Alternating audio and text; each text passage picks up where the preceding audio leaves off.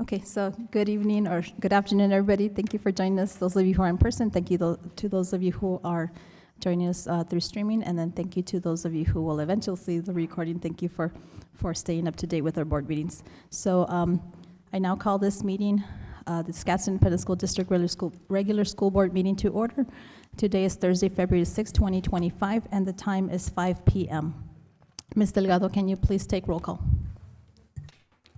Ms. Flores, Present. Mr. Lira, Present. Mr. Morales, Present. Ms. Murillo, Present. Ms. Rodriguez. Present. Madam President, we have established quorum. Thank you, ma'am. Please stand for the Pledge of Allegiance and the salute to the New Mexico flag.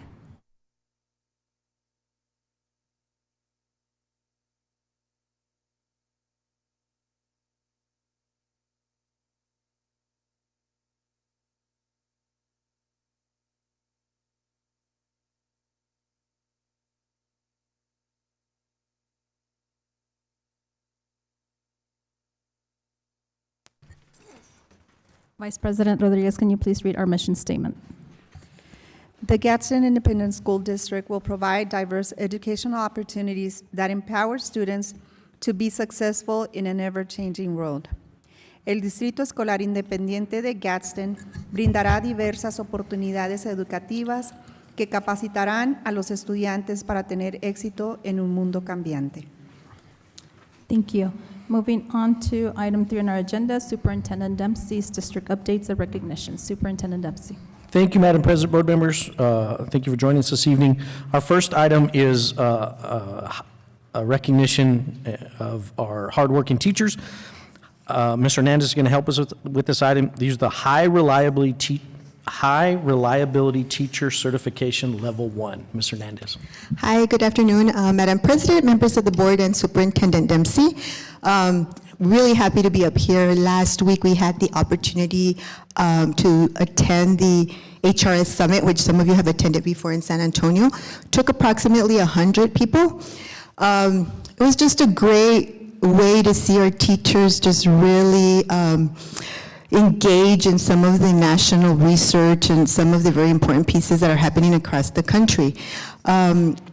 At that conference, we also had the opportunity to see several of our teachers who have received the High Reliability Teacher Certification, Course 1, Level 1. There's 2 courses to this Level 1, but it's such an important feat for our staff as they improve their craft and as they support students to the most research-based practices. And so very excited about this. Ms. Lugo will be presenting on this piece. I know that Ms. Lugo, last time we had our board meeting, presented on the National Board Certified staff. And if you recall, she's our professional development coordinator, and for anybody who's done logistics, you could understand how crazy that can be with trainings for everything across the district. On top of that, she takes with her support team to coach and mentor our National Board Certified candidates. And now she's taken on being the lead for the High Reliability Teacher piece. And we also have a High Reliability School model that we're also working on with one of our campuses, which is Santa Teresa Elementary. The majority of the teachers who received the High Reliability Teacher Certification are from that campus. We have others spread throughout the district right now. And a lot of that is for the vision that Ms. Ward, the principal, has, and their instructional coach, Damian Flavian. And so the support that campus is receiving, we're so proud of what they're doing. Very excited to see what the future holds for our district. And so I'm going to go ahead and pass it over to Ms. Lugo, who will give you some more information and some more insight on what we're doing as a district in order to improve our instructional practices so that our students are more successful. Ms. Lugo. Good afternoon, Madam President, members of the board, Superintendent Dempsey. The High Reliability Teacher Certification Program is another initiative that we support in our district in order to promote teacher growth and development.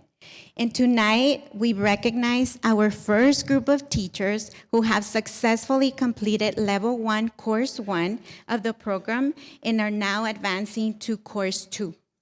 This certification consists of 3 levels: involving online coursework, lesson recordings, self-assessments, creating goals, and student feedback. They're all focused on improving instructional practices. HRT has been very successful because it aligns perfectly with our big ideas for the district that are aligned with the high reliability schools.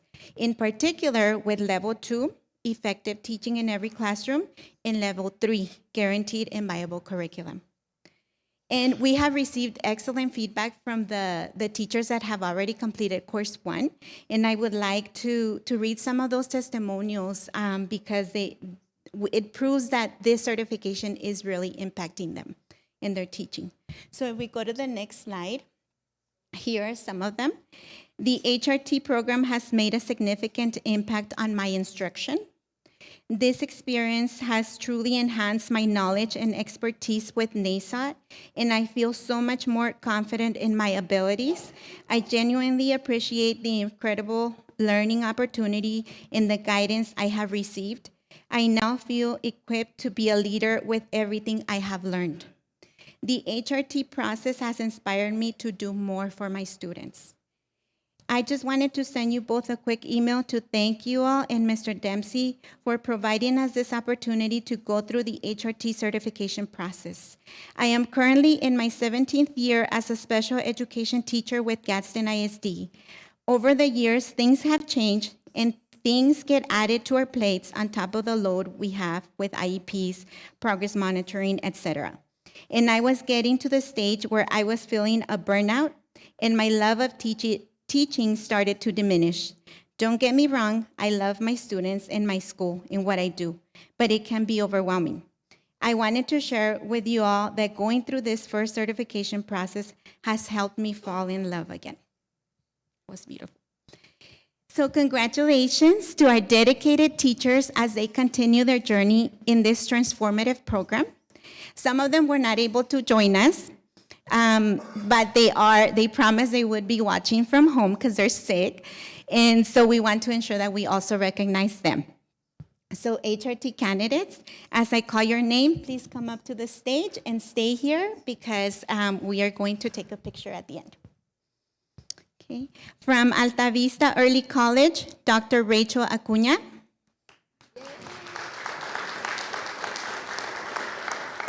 From Santa Teresa High School, Leslie Johnson. From Gadsden High School, Myra Grease.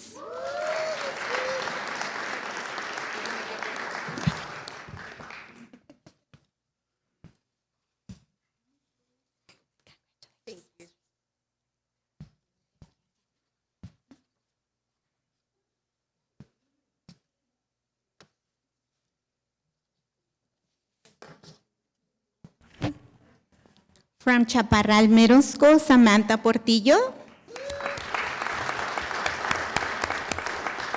From Chaparral Elementary, Viola Garcia.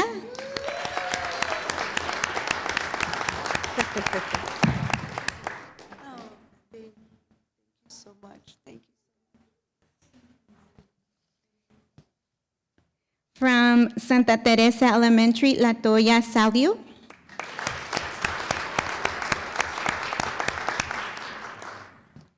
From Santa Teresa Elementary, Alejandra de León.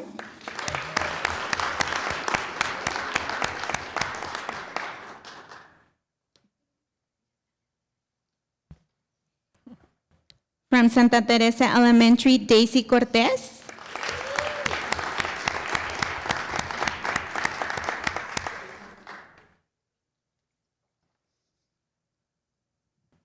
From La Unión Elementary, Jody Luján.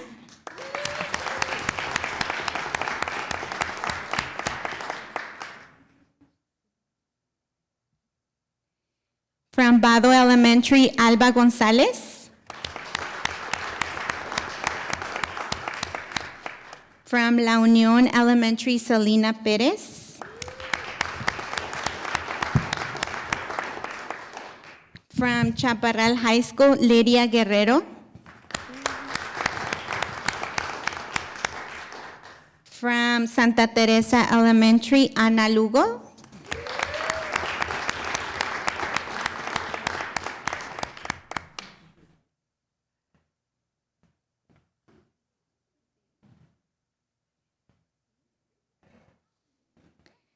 From Santa Teresa Elementary, Ben Rivera.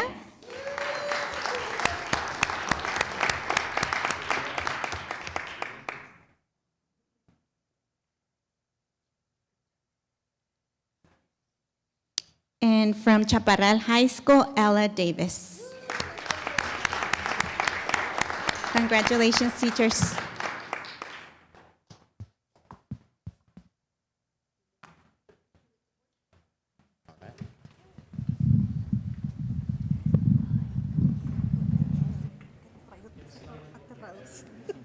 Para variar.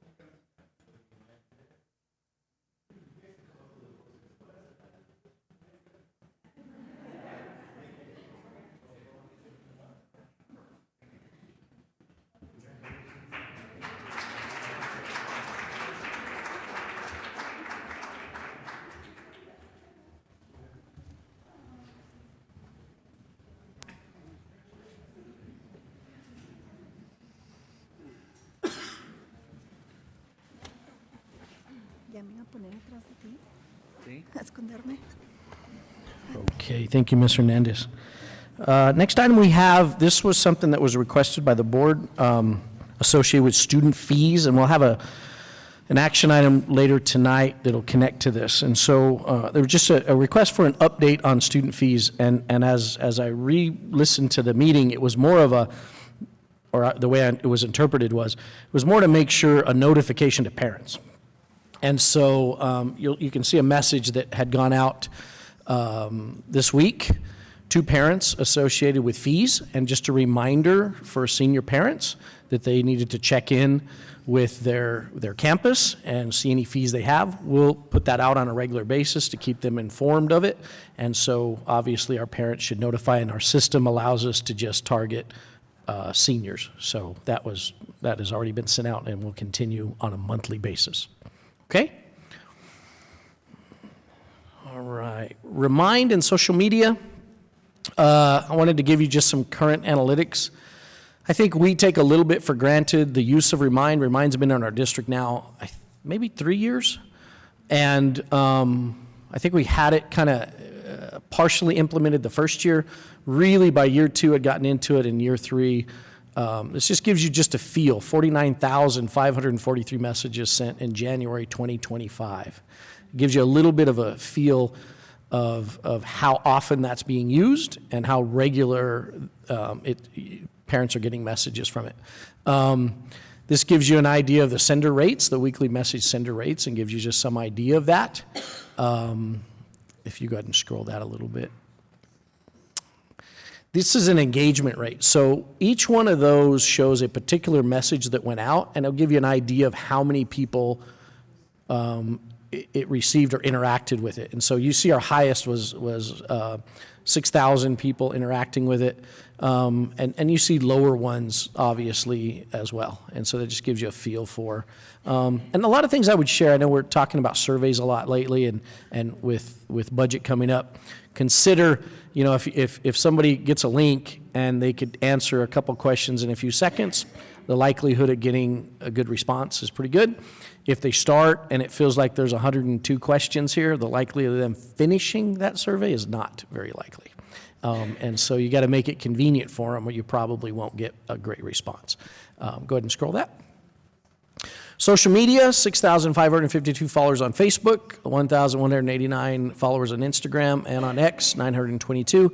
And then if you scroll just a little bit, we do have a YouTube channel with 1,900 followers on YouTube and 233 videos, which include each of our board meetings now. Okay. And just, they're just, things I would encourage you to take a look at. study them a little bit. If you have questions, we'll be happy to try to provide you additional answers. But I think it gives you a feel for how often those things are being used and how regular they're available to people. If I may ask a question. Sure. Has, I'm not sure if you're aware, Parent Square did acquire Remind, the company, so now have they reached out to you regarding that, or no?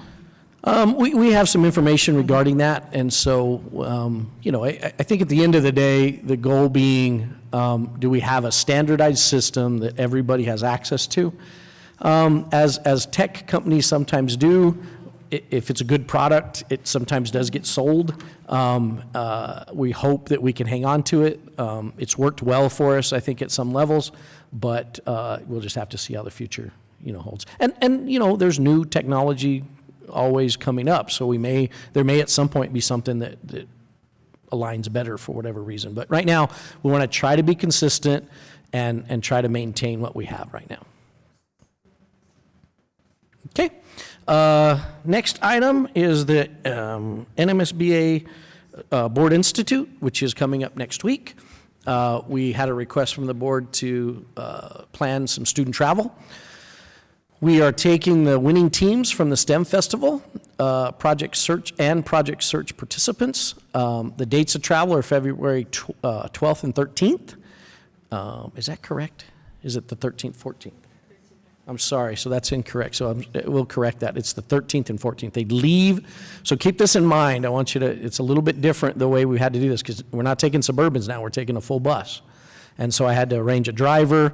And then for hotels, for this size of group, the best and safest place actually, because most of the hotels in Santa Fe that are going to be available are going to be more of a motel style where you have an immediate access door to the exterior, right, to the parking lot. That's not smart typically to keep students there, so they'll be traveling back to Albuquerque that evening and staying in Albuquerque in a hotel that's got a little bit different setup. So the dates of travel are the 13th and 14th. Total number of students, I believe, was about 30 or 31. We have 2 sponsors and a bus driver, and then if you click on the agenda. So they'll depart at 7 a.m. on Thursday, February 13th from Alta Vista Early College High School. They're going to meet at one central location. They'll start heading north. They'll have a stop in Las Lunas to have lunch at Chili's, arrive at the Capitol around 1:30. So at that point then, we would begin the tour of the Capitol, meet with area legislators, state dignitaries, visit representatives and the House of Representatives and Senate chambers, have some free time there at the Capitol, depart from the Capitol building, dinner. Now that dinner, my understanding was, Ms. Murillo, you were going to help arrange something there. And so I've left that open. If that doesn't play out, please let us know immediately, and then we'll get a PO in place. We have no problem whatsoever taking care of that meal. Arrive back then at Crown Plaza in Albuquerque around 8:30. They'll stay the night there, wake up Friday morning, have breakfast, depart from there, lunch in Tier C at the subway, and back at 1:30. Okay? All right. Thank you so much. And again, 2 sponsors. Okay. And this meeting, we have our student activities representative, Kaylin Dinoco, who is a 10th grader at Gadsden High School. Hello, my name is Kaylin Tinoco, and I am a sophomore representative for Gadsden High School. Recently, our grade has been doing well with attendance. Although there's many events, we are catching up with attendance. Not only that, but our grade has been more active with organizations like DECA, FFA, and more. As I am currently in DECA, I have been giving opportunities like going to Florida, teaching elementary schoolers such as Loma Linda about the marketing program and DECA, and being able to participate in the STEM Festival, which our team has won, and we have been granted with the chance to go to Santa Fe, New Mexico in a week for the legislative session. As the softball, baseball, and track season get closer, many of our students of all grades are excited to begin. Although most high schoolers disapprove of the 8th graders, I find it as a chance for them to grow, even while being excluded. I find it appealing that they are being more welcomed than most people initially thought. I am proud to say that most people in my grade are continuing the bilingual program. Any questions? Well, thank you for your time and have a great day. Happy early Valentine's.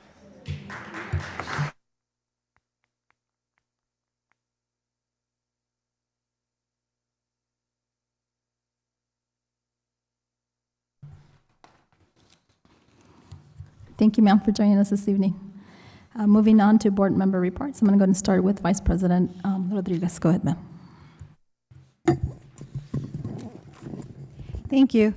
I just want to congratulate everyone that went to that summit. I know that we had an opportunity last year to attend, and it's a lot of information. And I mean, just seeing everything that you all are doing, and to the teachers that have advanced and are already working to get the course to, that's great. It just shows the dedication that you have for your students and the passion that you have for teaching. I think it's a way to grow.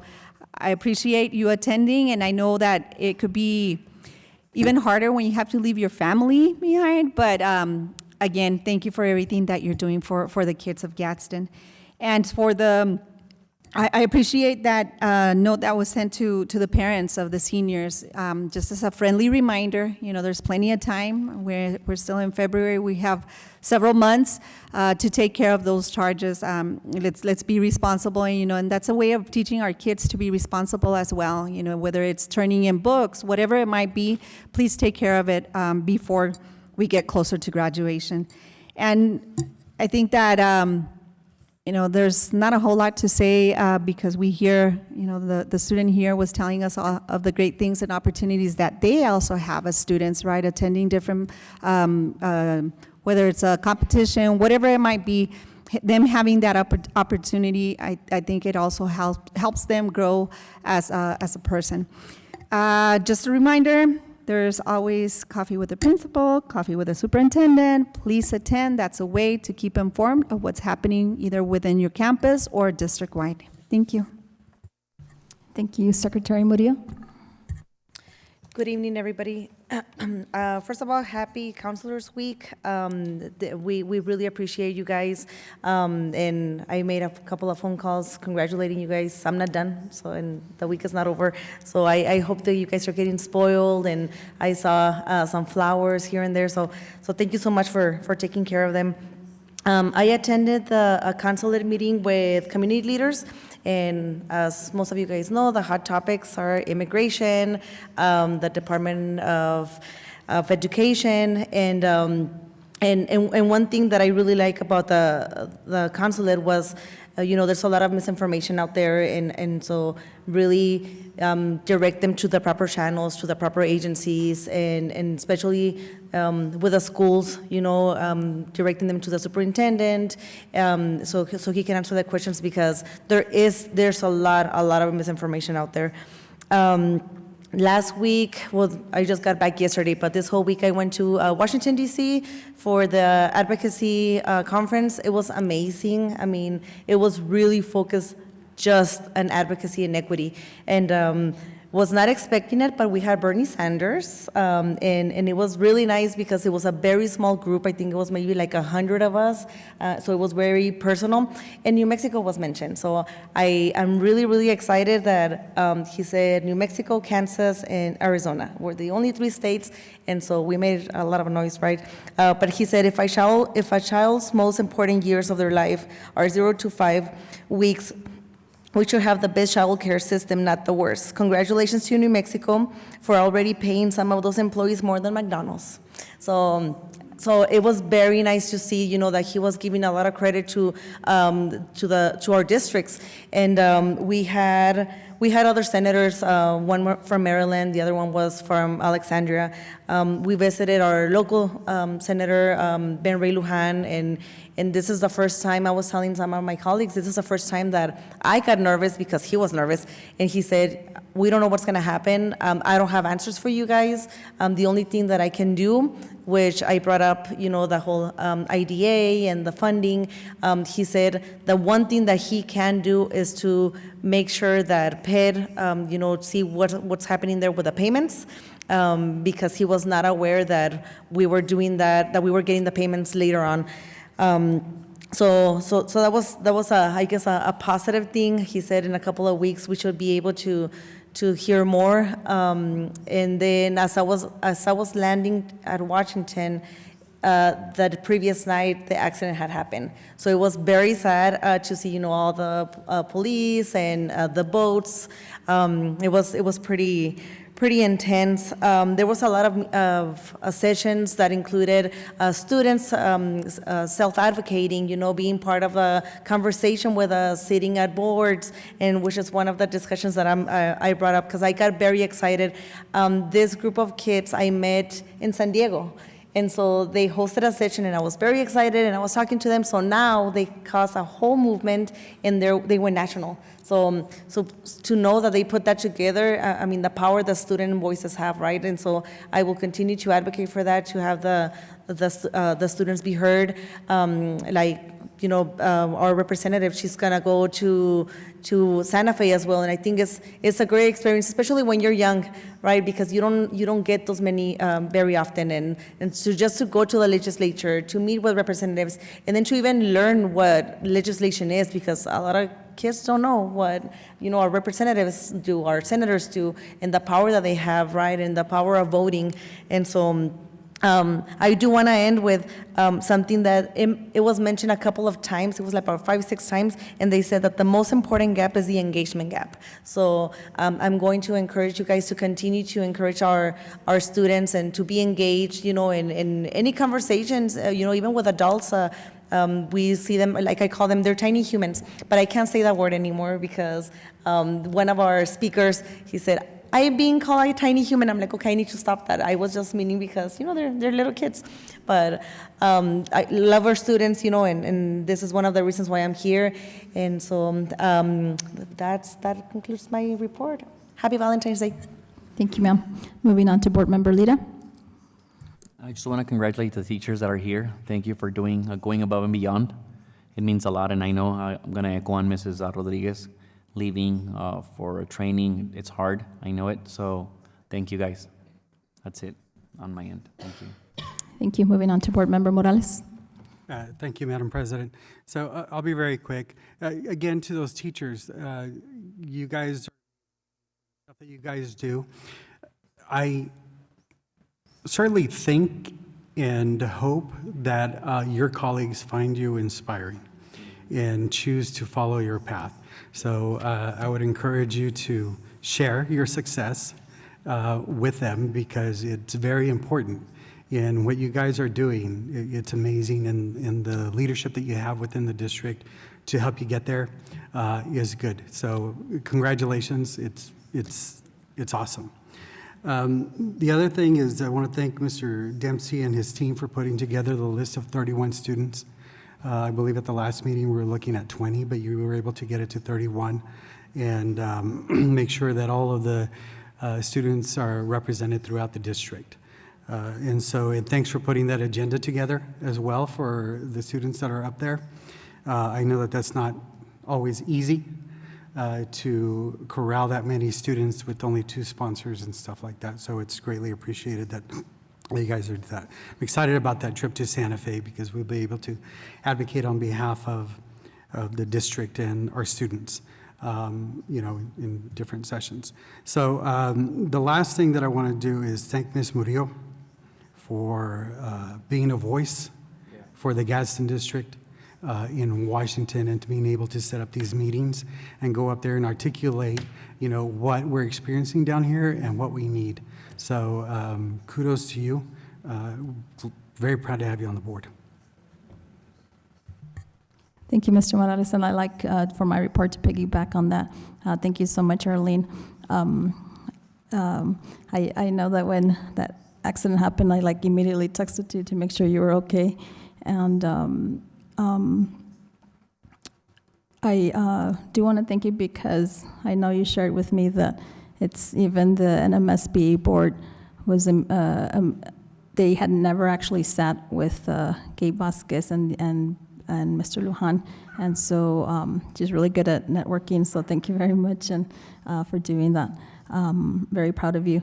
that she's now sits on the executive board. And then again, if you hadn't heard me before, I also now get to sit with these beautiful ladies in the board of directors through NSBA. So Ms. Rodriguez represents us with a large district, and then she's actually on the executive board. So you've got 3 representatives in the NMSBA executive board. I mean, board of directors. She's in the executive board.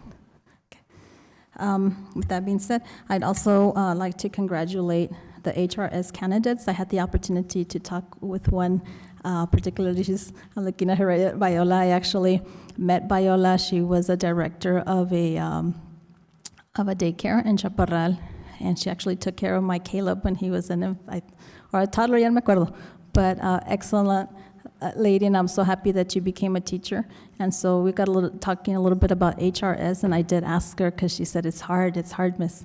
And you know, and what I asked her, I said, but okay, and I told you, even though it was hard, was it worth it? Did it change your instructional practice? And she goes, yes. So then I said, then it was worth it.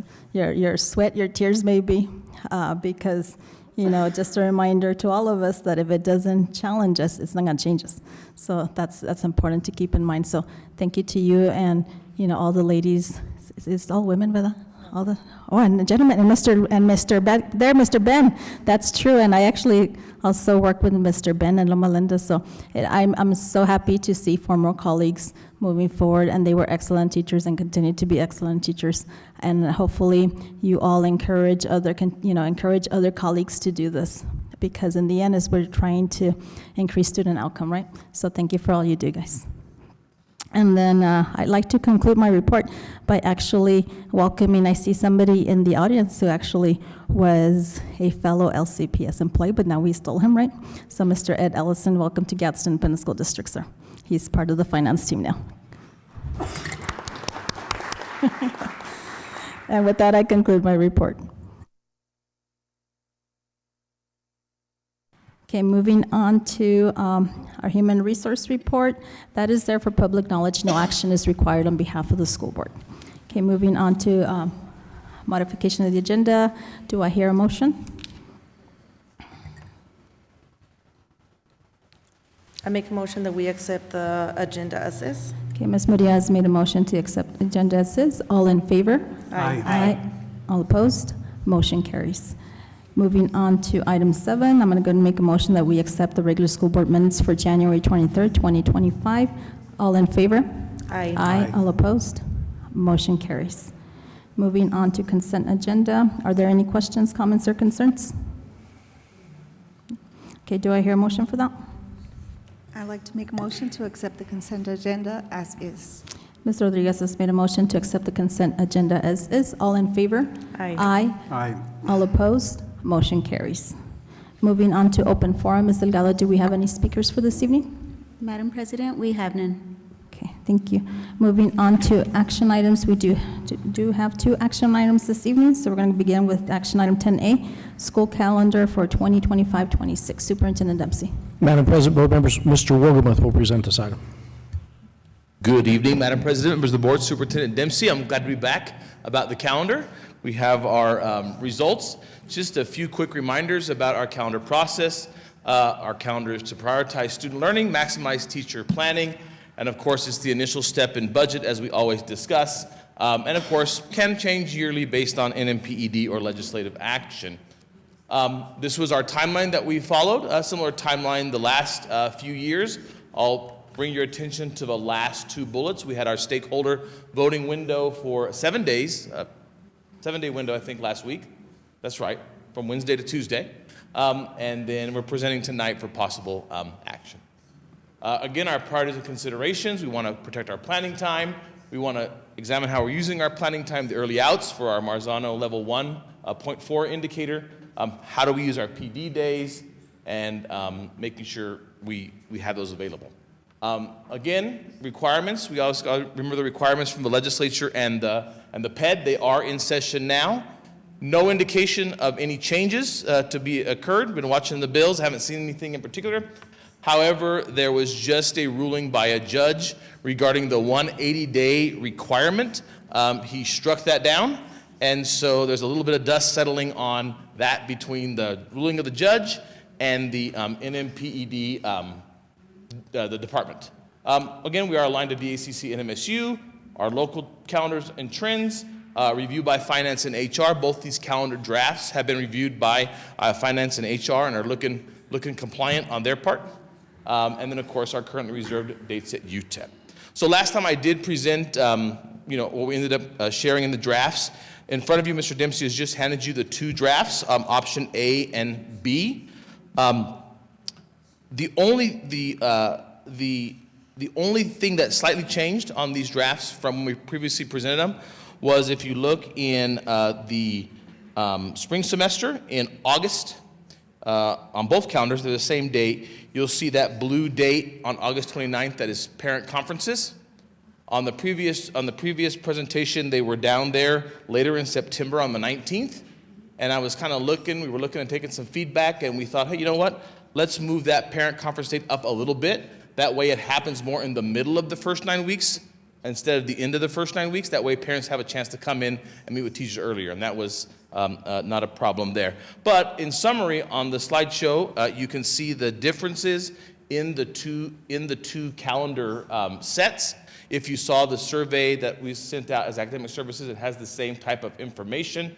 Calendar A is the one that is most similar to what we have done in the last 3 years.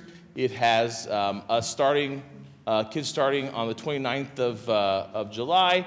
We end before Memorial Day, and our graduation dates are that Memorial Day weekend. Like I said, most similar. Calendar B was a little different. Again, we put that forward as well. This one, school begins a little bit later on August 4th and ends a little later on May 28th.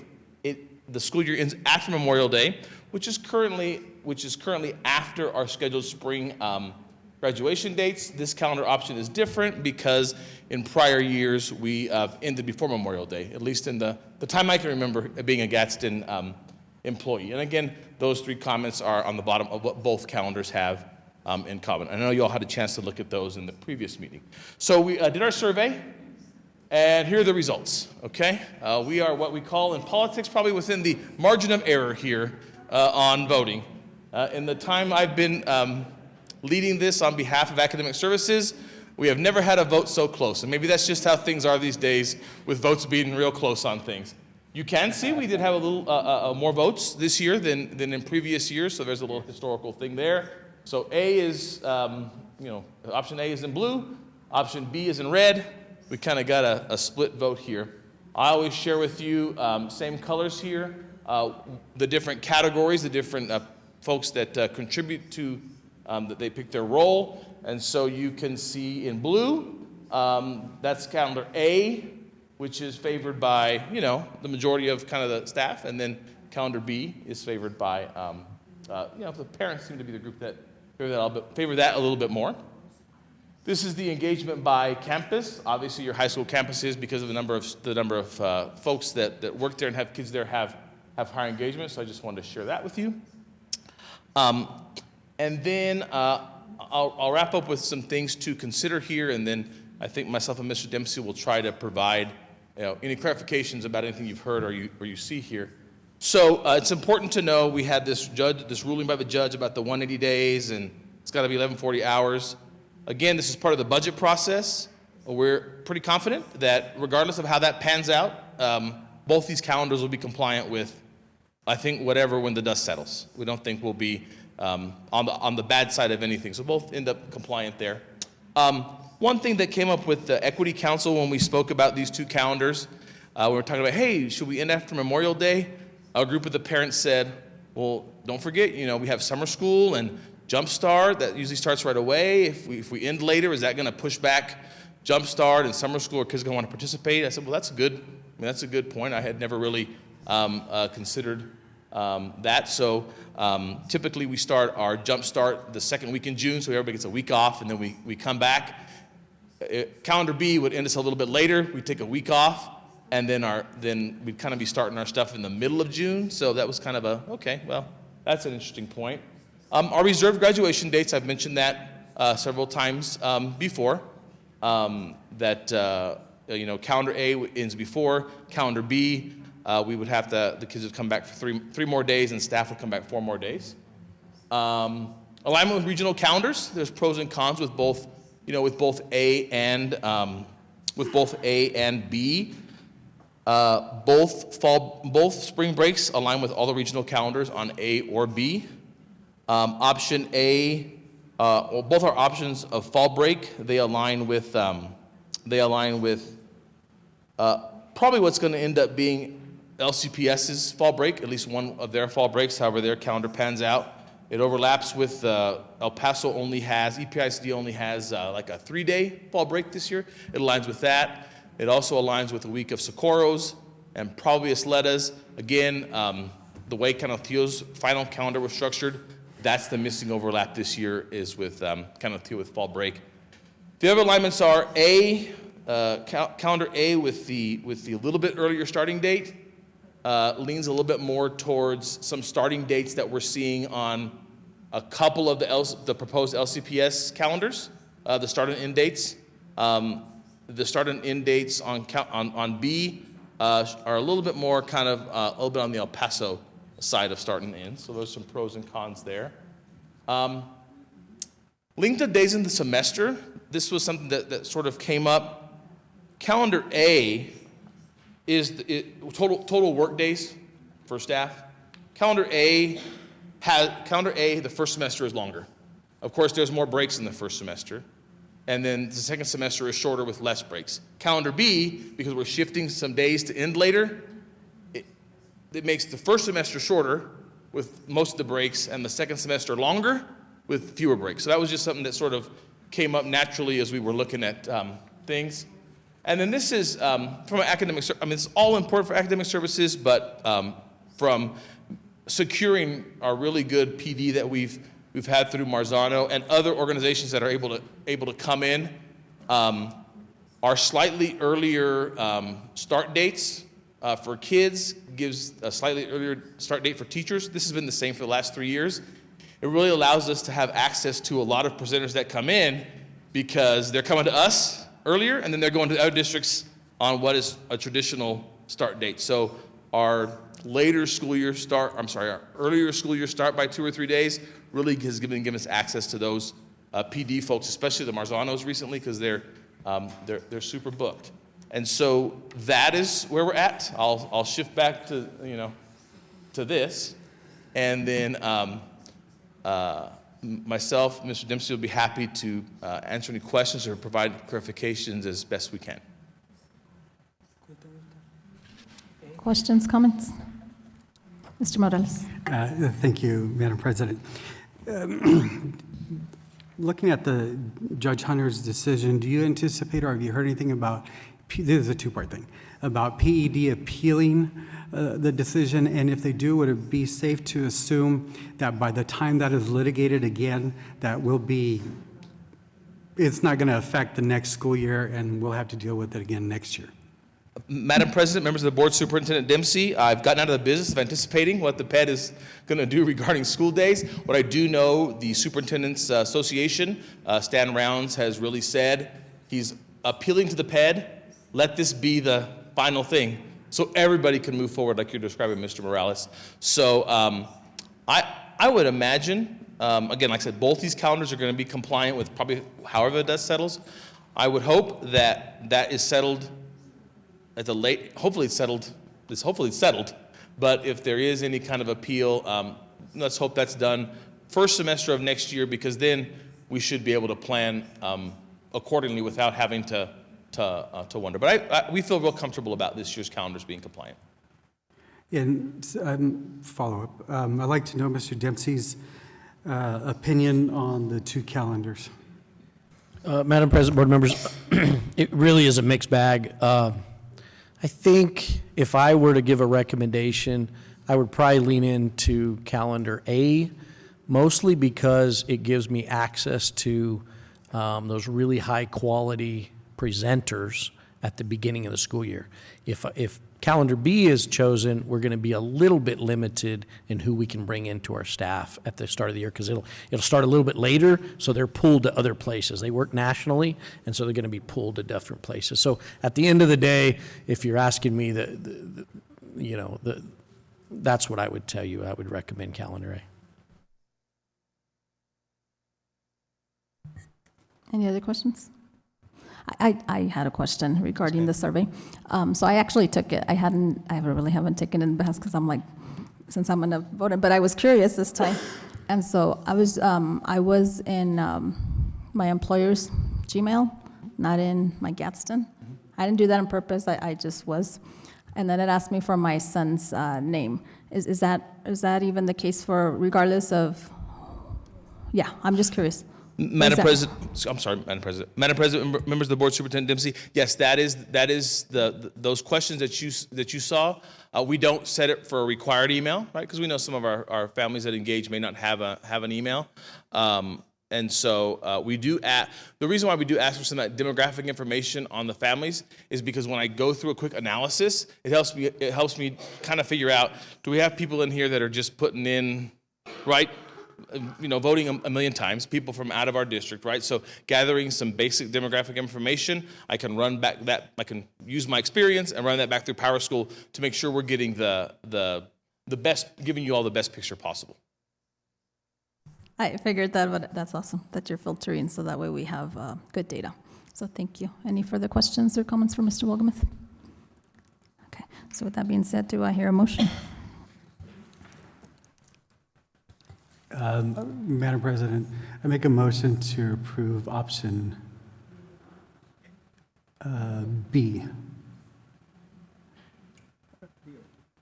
B or A. Can we go back? Okay. To accept option A. Okay, so Mr. Morales has made a motion for us to consider to adopt the calendar option A. All in favor? Aye. Aye. All opposed? Okay, motion carries, so we accept option A. Thank you for your presentation, sir. Thank you for your time. Okay, moving on to action item 10B, Gadsden Independent School District Policy IKFB, graduation exercises. Superintendent Dempsey. Madam President, board members, this is a second reading of this one. This is policy IKFB. If we'll click on current policy, that'll give you that actually gives you the current policy that's in place. If you notice, there's 2 bullets. There's no changes. If you go back and go to the proposed policy, you'll see an added bullet that's highlighted. This has to do with our graduation exercises, okay? And so, can you size that down a little bit for me, Sam?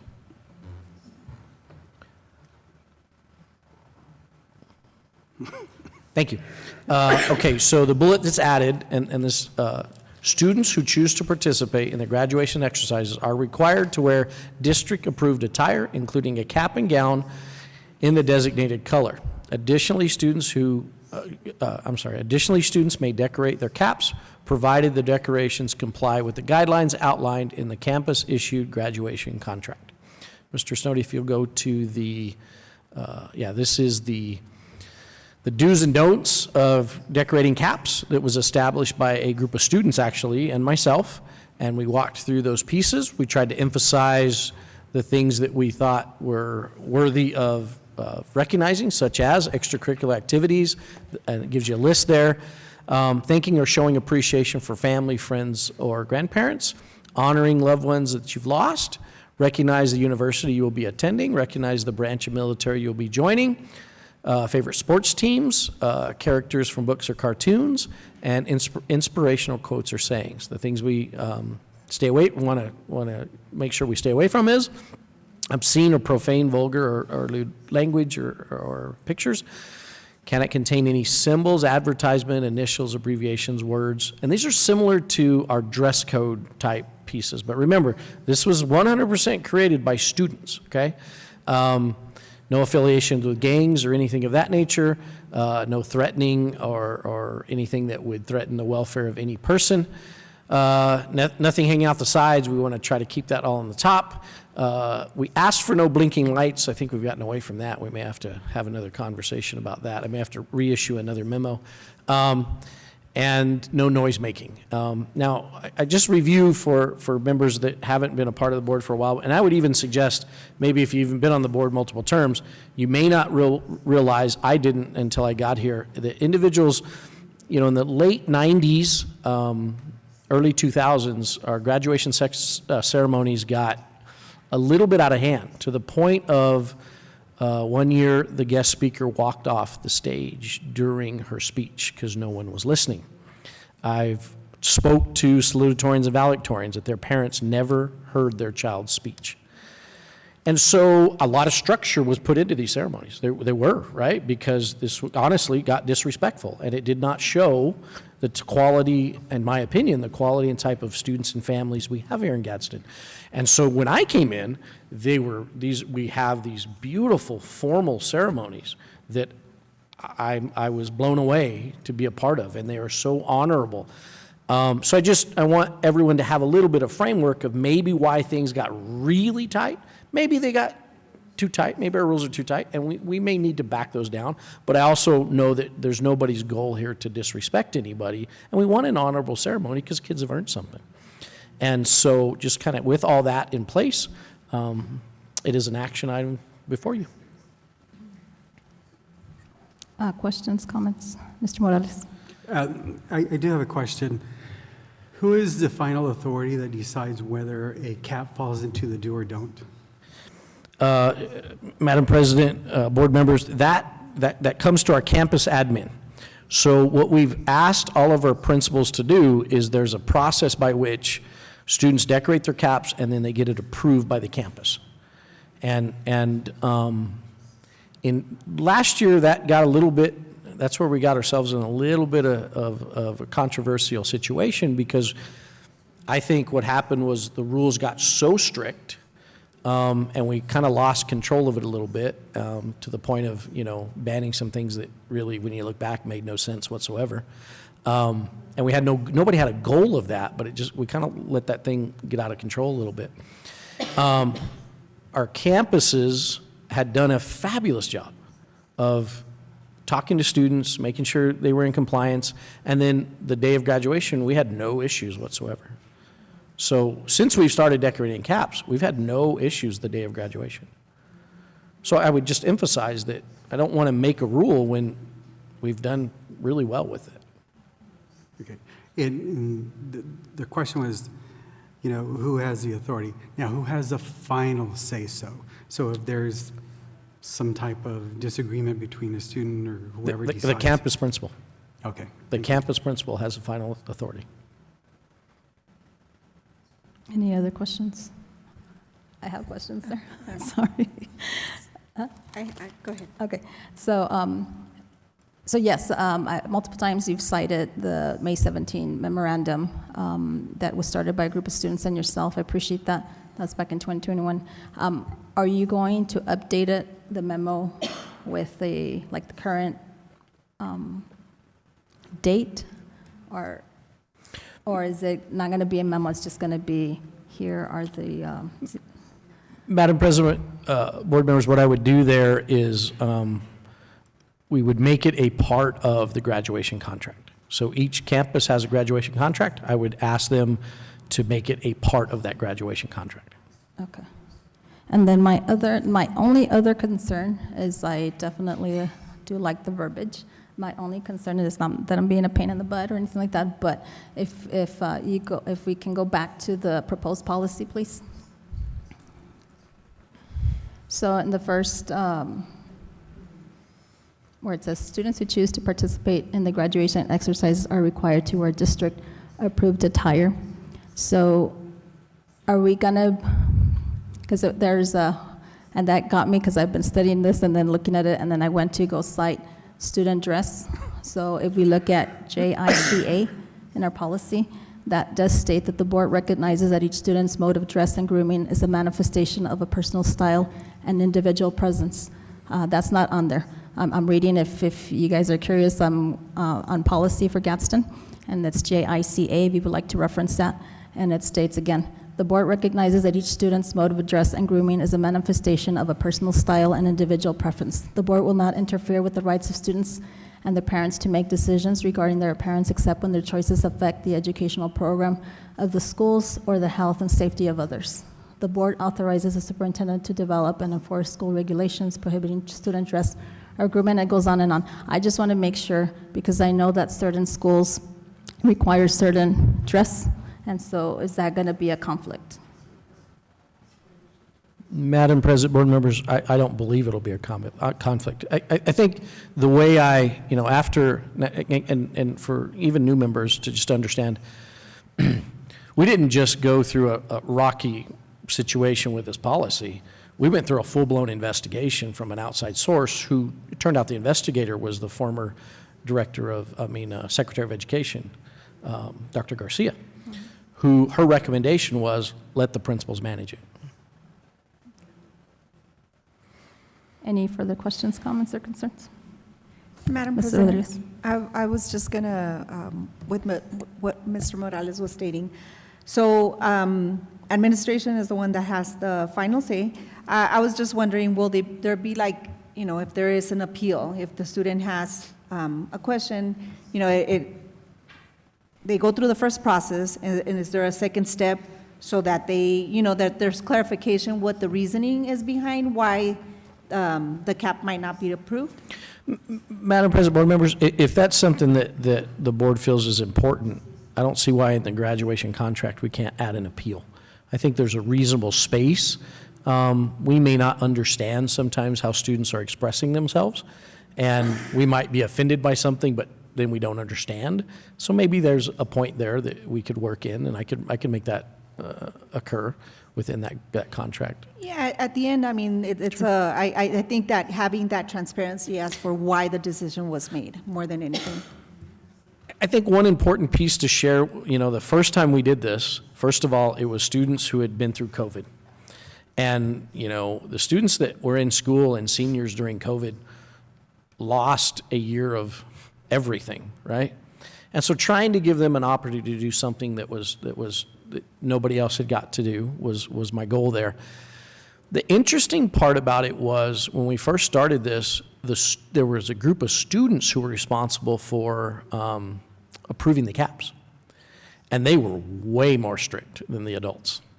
And, if I were on campus right now, I probably would do something very similar, is nominate a group of students, maybe your student council or something of that nature, your officers of your senior class, and that be the first level that says, hey, here's the rules, you guys help me with this, and police it a little bit. And I think there's some good community there that gets built and some good leadership skills as well. And then maybe the principal's the next appeal or something of that nature. But I want to give some flexibility to campuses who can be very creative and engage students in other ways. But I like the idea of an appeal.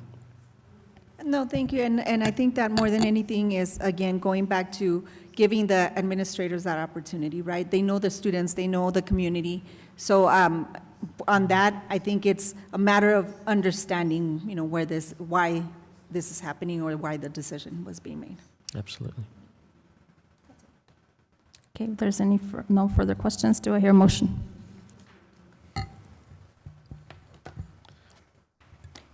I make a motion to accept, lost it here. Action item 10B, the Gadsden ISD policy IKFB graduation exercises. With the modifications? With the modification, correct. Okay, so Ms. Rodriguez has made a motion to accept the policy IKFB with the recommended modifications made by Superintendent Dempsey. All in favor? Aye. Aye. All opposed? Motion carries. Moving on to our discussion items, there's 4 this evening. The first one is 11A, New Mexico School Board Association Excellence in Student Achievement Award. Superintendent Dempsey. Madam President, board members, it's that time of year that our state agency, the New Mexico School Boards Association, has a program called Excellence in Student Achievement Award. They provide one award, it's a physical plaque, to each district, and they set the criteria and guidelines. It gets a little bit, sometimes the wording of it's a little confusing because it typically is not a student that receives this. It's an individual that helped students achieve. And so sometimes that gets a little bit confusing. There's a criteria for it. It is due, what is the due date there? March 7th. So March 7th is the due date. We typically buy additional plaques, okay? And Ms. Delgado has helped me create a process internally that we have teachers nominating teachers, support staff nominating support staff, even students can nominate individuals within. And so we typically give 7 or 8, is that right? About 7 or 8 different categories and recognize them. They then get their name on our boards outside and are recognized here at a board meeting as well. Now, I don't know if the board wants to, I guess my question for the board is, do you want to continue that process, or is there a desire to change it? And if there is, we quickly need to get a plan in place. So that is the question. Do we all, since we've got Mr. Morales is new to the board, do we all agree that we continue with the practice?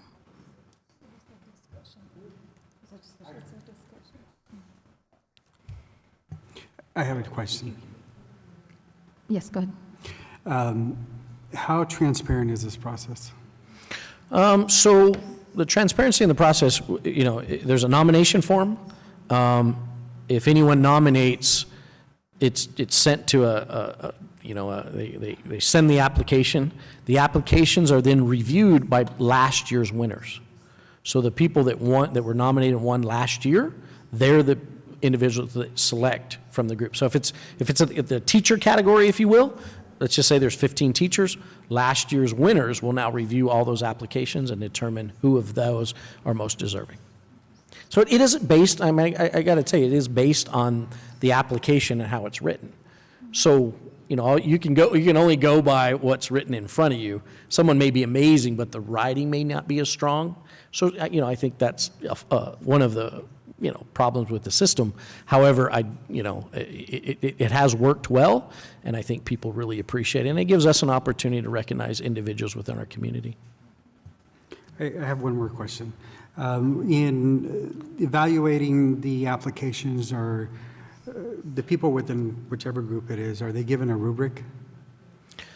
Madam President, board members, the rubric is right here. So if we'll scroll up here a little bit, Sam, you have to help me here a little bit.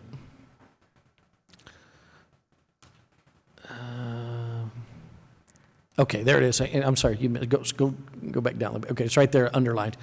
The recipient either is an individual or group that played an important role in improving student achievement at the district level. Recipients may include the following: school board member, administrator, teacher, staff member, parent, community members, or volunteers. And so we're looking for something that had the most impact on students. And so I think that's, you know, we may need to improve what we use as a rubric. However, I'm going to tell you, I think it's worked pretty well. And we've only been doing it this way for 4 or 5 years. Go ahead.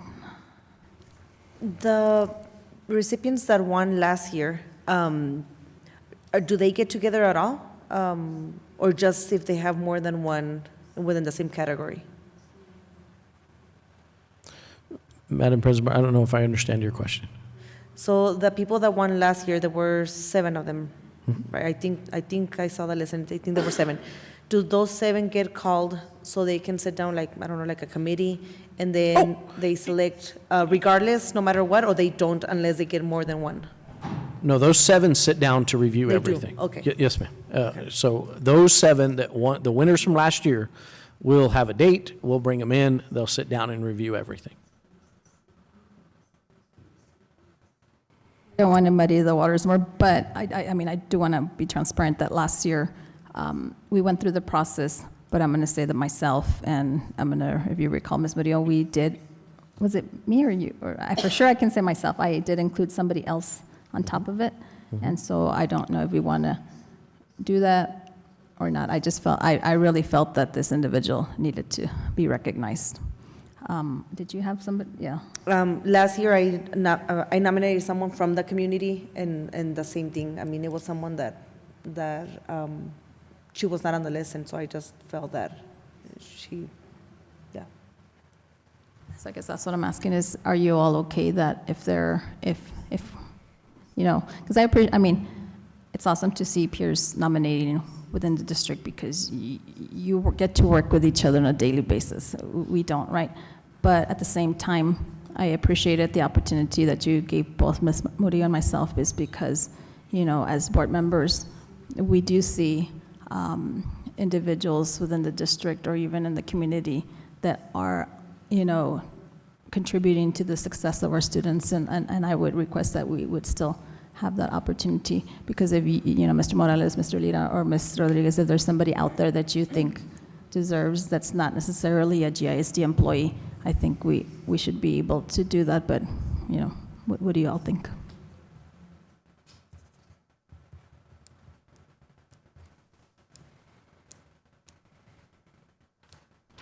Oh, thanks. All right, so I just have one more thing to say.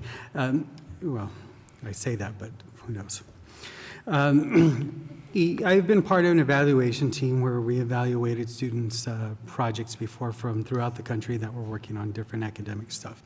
And the way that was handled was I was given all of their reports and documents and everything, of course, online, because we're doing this across the country. But each contender was assigned a number. So I never knew who I was scoring or how that was being done. So I just never knew. At the end, when I saw the winners, I was like, oh my God, I know that person. And I know this person. And then I went back and looked at their stuff and thought, wow, they really did a good job. But that might be something to consider, just so that there's transparency and you can see, okay, this may be a way to make sure that everybody, because to be nominated in the first place, I think is an honor, but if you have a scoring rubric that says, okay, you have met these qualifications and it was evaluated by this person or that person and everything, then that makes it honest. And I've been a judge, and you may laugh, but on the Miss Teen New Mexico, Miss New Mexico pageant. Yeah. But, the rules that they give us are, you got to do this and this and this. But they never gave us a rubric. Well, I established my own rubric. And so no matter how I felt about whoever, because you meet the contestants later on, I scored them according to the rubric that I developed myself, and then found that the person that I thought was going to win initially was not the winner. And I was confident in the scores that I turned in. So, it's just food for thought. But I think that the whole process should continue. Thank you, Madam President. I actually really like that idea because, it's not a contest of who you like or you don't like. It's more of what if it merits what the actions that they've done or whatever they have accomplished. So I think that almost it being, not knowing, it creates that transparency. It makes it very equitable between, the selecting. So I like that idea. I just wanted to make that comment. I want to add, do we, let's say that a certain person was nominated last year and won, and then, or like 2 years ago, 3 years ago, do we want to put like a cap? Because, if, it's like, give opportunity to other folks, would y'all consider that too? Mr. Dempsey. Madam President, what I think I hear you saying is previous winners are not eligible.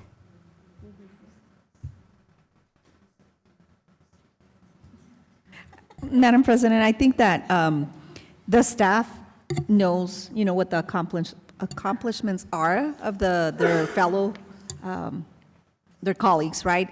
So I don't know that, they're going to be constantly getting the same person because they're going to be doing different things, or at least we hope that, whoever is nominated will have something different. So I don't know that it's really necessary at this point. It's been working for the past 5 years. So I would say, leave it as is for now, unless we see that there's a pattern, then maybe that we could address that. And definitely, I agree with that, because there hasn't been a repetitive pattern for this particular award. So, and then I was going to ask you all also if I really liked last year's method where we were given the folder with the nominees, but we didn't announce them so that it would be a surprise to them. So I think we can continue that practice so that we can surprise the persons that are selected, the day that we present the plaques. You guys agree with that? Yes? Okay. Anything else regarding this matter? No? Okay. Any clarifying questions, Mr. Dempsey? for us? No, I think I like the idea of a blind evals and a rubric. I think that's a really good way to run that, and I appreciate that input. We'll be happy to put that in. Okay. Thank you. Moving on to discussion item 11B, legislative update and review of proposed legislation. Superintendent Dempsey. Okay, Madam President, board members, the legislative session is off and running. I will suggest that personally, I am pleased to see things actually moving. It has been a little bit of a habit, in my opinion, in past years, where the first month or the first 10 days, depending on the length of the session, not a lot happens, and I get a little frustrated with that because the truth is we're all paying for them to be at work, and I expect them to be working, and just like I am. And so, but I've seen really good movement. Now, topics from cell phone bans, if you're not hearing about that, they're talking about statewide cell phone bans. Now, the language in the bill is a little interesting because it says the Secretary of Education will encourage districts to ban cell phones. So I'm not sure what that means or what that would shake out in rules. It may mean that they're not going to do anything. I don't know. Remember, Ms. Lindell always taught me this, is words matter, and shall or shall not were not included in that legislation, so we'll see how that shakes out. Days and hours, Mr. Wogemuth mentioned that there are specific legislation to clarify whether we're talking about the hours required or the day requirement, which is what got PED in a little bit of trouble. Remember that there's about 32 or 33 rural districts in the state of New Mexico that are 4-day weeks. And on the old rule that was trying to be pushed, they would have had to move to 5-day, and they were incredibly upset about that. So and they ask about the appeal, I see almost no chance of getting that appeal through. I don't think there's any leg to stand on. The language is very clear. So they'll have to change the language if they want to change that, right? School threats, the one that is making its way this week, would make any type of school threat, a shooting or anything of that nature, a 4th-degree felony. And I am very much in support of that. Felonies are pretty serious. However, I would just remind us all, when we have school threats, all learning stops. There's no question in this day and age, when a threat of that nature happens, all learning stops. We shut down, we protect, right? So we're not teaching anymore. And so we have to take this more seriously. We have to make sure that people understand the consequences of it, right? There's things in an airport you can't yell or scream, or you're going to be escorted out of the airport, and I appreciate that people are taking those things seriously. And then budget's always an interesting process to watch. What I'm seeing right now, and I'm hearing ranges from 3 to 4 to 5 to 6% raises. Previous to the legislative session beginning, I was hearing about new teacher raises.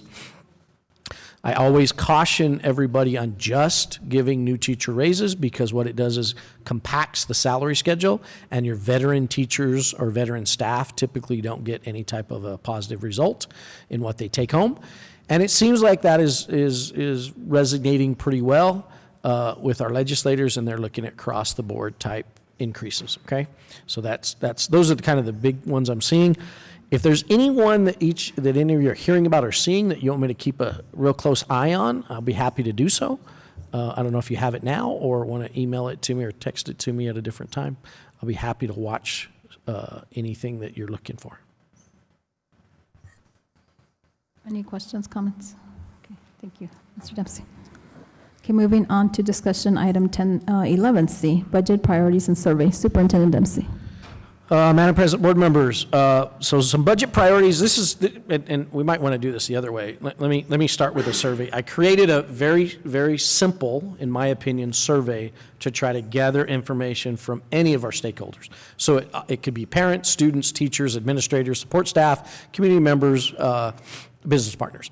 And then I'm trying to determine, you know, when they fill it out, what are they connected to? What school? It may not be, you know, maybe they live near Anthony Elementary. That's okay.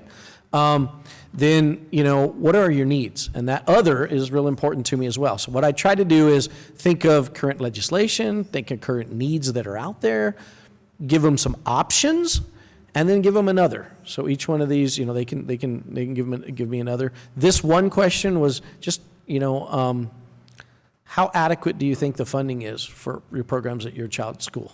Okay, is it poor? Is it excellent? That gives us an idea of a range. Budget priorities, if additional funds were available, which areas should receive the highest priority? And so help me prioritize. There's always going to be a list of needs. There's always going to be needs. Help me prioritize those. And what I would emphasize to the board there is anytime we're talking about budget, we're talking about, one, we're setting priorities. And when you assign dollars to it, that means it's important. If you don't assign dollars to it, it means it's not as important, okay? And then two, we want to fill needs. And so needs and wants, we have to understand the difference between those and make sure we're taking care of our kiddos' needs, and then hopefully we get to take care of some of those wants. And then I tried to give some open response, if you will, is give me an idea of specific programs you'd like to see in the district or in your child's school. And then what strategies do you believe would most improve student academic outcomes? At the end of the day, we're here for academic outcomes. Keep the main thing. Teaching kids to read and do math are the main things we do. And what can we do to maybe improve that and help? If you'll scroll down, what barriers do you believe exist?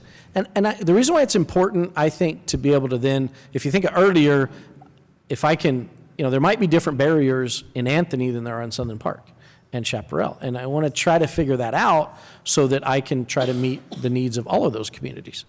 Do you have additional comments? And then another open response that says, tell me what you're thinking. You know, and hopefully they can be very honest. Again, pretty short survey. Any thoughts, things you want me to add, adjust? We can get this out very quickly. Any feedback you might have? Just a question I appreciate on the open feedbacks, because I had requested that. Thank you very much, sir. Is there a word limit? Because when I respond, goodness gracious, like I hate it when they stop me and then I can't finish my thoughts. Madam President, board members, I can't think of a word limit. In fact, I think of how sometimes someone who wants to write a little bit more and how that spreadsheet comes out. I can be a little, you know, I like a little structure, and so those ones kind of mess me up a little bit because it takes a ton of space and it's not equal in the spreadsheet. But I can be sure that there's either not a word limit or a large word limit, so we can get the gist of what they're looking for. No, yes, please, because then I was going to ask, it's going to be translated into Spanish, correct? No, of course, absolutely. Okay. And the reason the word limit is because those of us who are blessed with that we speak, that we're bilingual. When you're speaking in Spanish or writing in Spanish, it's more words.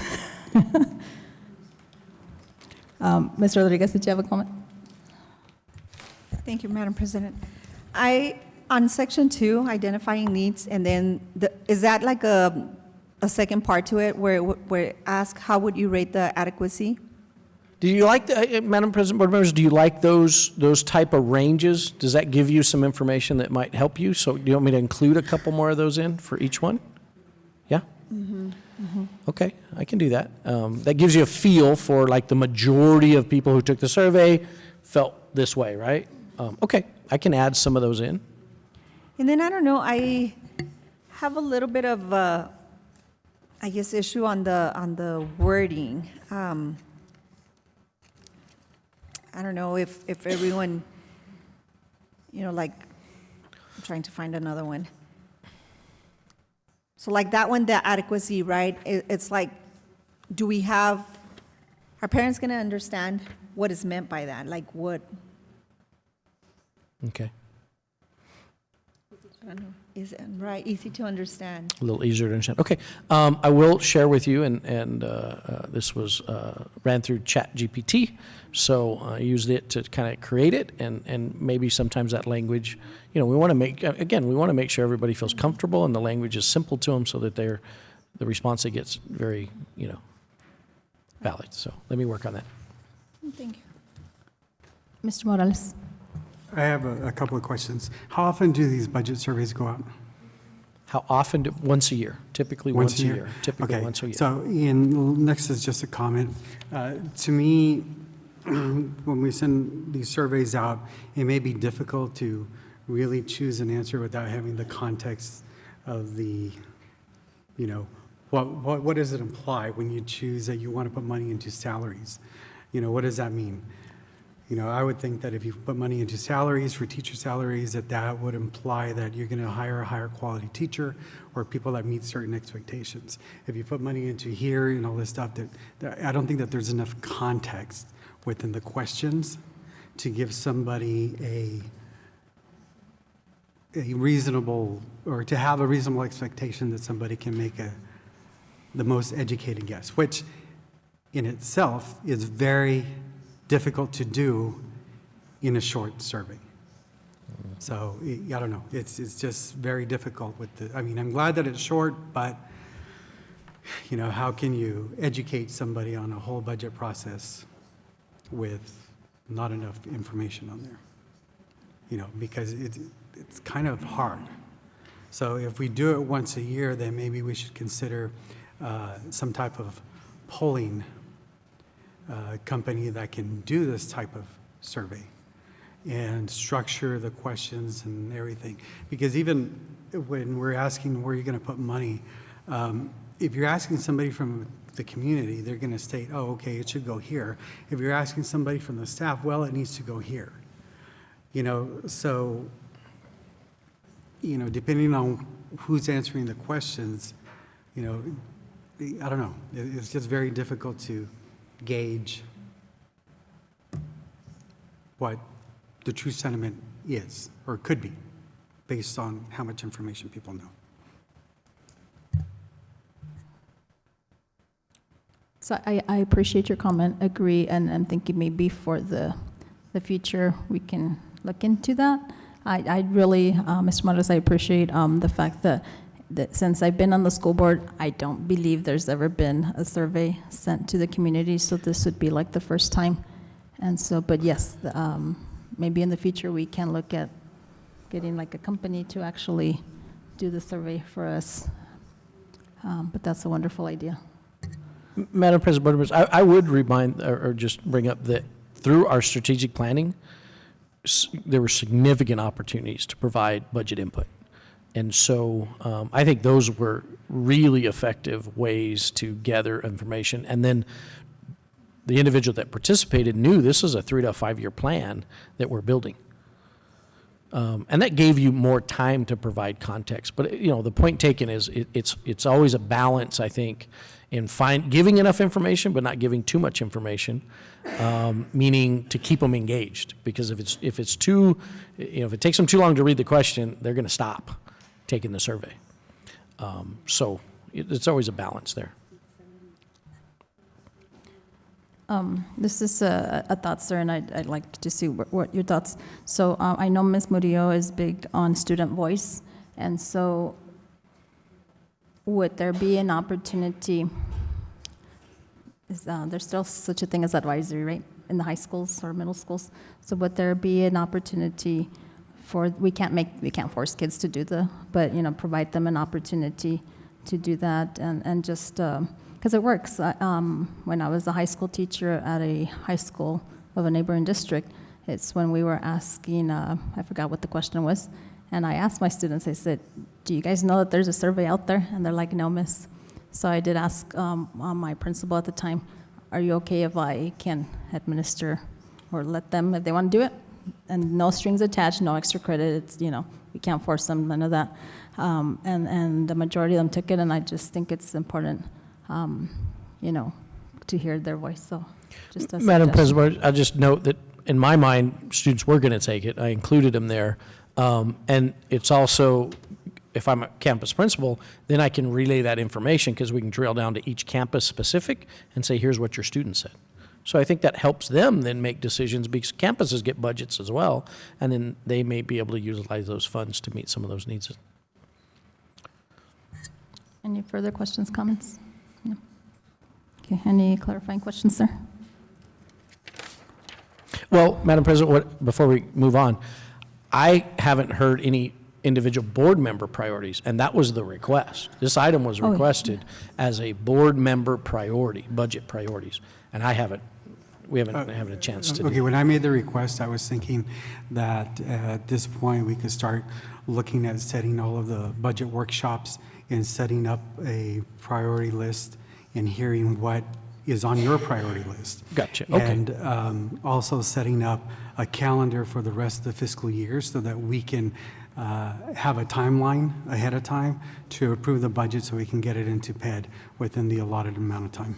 So, Madam President, just an FYI, once Ms. Martinez and her team gather they get a date of our budget is due May 15th. We'll then work backwards to create that, and that each of you will have that, and those include budget workshops. We talked today, we typically do one. We talked today to try to do two, and probably the first one would be like someone new to the school budget, and then the second one be a little bit more advanced, and I think then anybody can follow those lines, and so that calendar will come out soon. Will those budget workshops be outside of the regular normal meeting setting? Yeah. Okay, just want to make sure that we have enough time. Right. Madam President, board members, they typically are during the week in an evening. They're outside the regular board meeting times. Any further questions, comments? Okay, thank you, sir. Okay, moving on to our next discussion item, and the final one for this evening is 11D, Advancing Student Leadership and Representation Through Student Voice on School Boards. And I'm going to go ahead and hand it over to Ms. Arlene. Go ahead.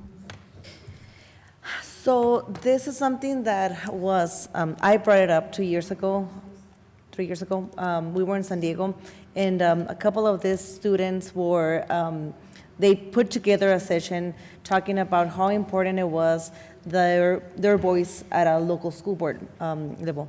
So I know I attended a couple of them, and I think Ms. Rodriguez attended a couple of them with student leadership, and I like it, but I don't feel like there's a lot of involvement with us. So I think I needed to be more specific back then, and so now I've been trying to educate myself how to give them that voice. So this evening I asked our student rep, would you like to stay? And she said, no, not really. So I'm like, okay, fair. So they're honest, right? And that's exactly what we want, what I want to hear. I want to hear honest. So one of the things that so the two students presented with a leader, but now, so back then it was just a school board. This time they went all the way out 2 years later, and now they have the National Student Board Member Association. So they're like the New Mexico, like the National School Board Association, but now this is led by students. And I think that's awesome because they're bringing up policy, they're bringing up ideas, changes. Some of them, they're a little bit too strict, they're voting members, and I think that's a little bit too much. Some of them, they're limited, that they cannot be part of the hiring and firing processes, so I thought that was kind of good. And then, but the one that I really like, because I'm well, if I'm going to present to you guys something like this, and we're thinking of adopting, and one of the students brought the perfect example, and we're one of them. They said, we don't want to be invited to the board and read a piece of paper of the meetings that we're going to be coming up. They're going to be coming up in our school district, the games, prom, senior night. Those are things that everybody knows about, right? But have you guys taken the time to ask? And we have, for Mr. Morales in the past. There's some times that we have put our students in the spot and be like, okay, this is nice, right? I think it's amazing that you're talking about your accomplishments, but what is going on? Oh, well, let me tell you. And they just start, right? So but I still think that I would like to have a little bit more involvement, even taking them maybe to one of the conferences with us, taking them with us to Santa Fe, taking them to the National School Board Association conference. And some of them were talking about now they have stipends. And the way that we're speaking, I told one of them, you speak even better than a board member. The sessions, if they can come and educate us, they were amazing, and they know what they want, and they're very respectful. There were a couple of people, like, no, your kids, we're here to educate you. But I think maybe not giving them 100% of the freedom of making decisions, but getting the input and making them really part of the conversation. So a couple of the things that can you go to the next slide? Next one. No, next one. Okay, so yeah, go back. Okay, so this is their vision, right? So this gentleman was the one that I met in San Diego, and this time his colleague was there, and I was asking about him because I said, I remember this kid. And they were saying, well, they move on. So some of them, they have 2-year terms, some of them have 4-year terms, or if we wanted to do a 1-year, what they did is because these students are so smart. They're not just school board members. They are also in activities, extracurricular activities. They're players. So what they do is that they only go to 50% of our meetings throughout the school year. So I thought that was good because it gives them a chance to plan for the school year. And so they talk about how they're invited to in the decision making. One of the things that they mention is that students are not an accessory to our education, and when they get invited to the table, are they truly involved? And so I'm gonna ask you guys, for what you guys have seen, do you guys think they're truly being involved here at the table when they come and sit? Because in my opinion, I don't think they are. They're just here to read a statement and then they leave. We make decisions, we have discussions. One of the things, and I called out a couple of them last year with Mr. Lira about the cap decoration, right? We said, hey, what do you guys think about this? But you guys are leaving and you guys are representing your population, right? So we're here advocating for you guys because you guys are calling us, but then you guys don't stay throughout the meetings. Another thing was, so one of the things, and I think it was Ms. Rosie Villalobos that mentioned the chronic absenteeism, and so that's part of their topics too. They bring ideas to the leadership as, okay, this is what I'm seeing at my school. They mentioned chronic absenteeism. They mentioned research and what motivates students to go to school. So they did a survey with third graders from Alexandria School District. So these third graders, they said that they love going to school. And then they did this, and it was 78, 79%, they said that they love going to school.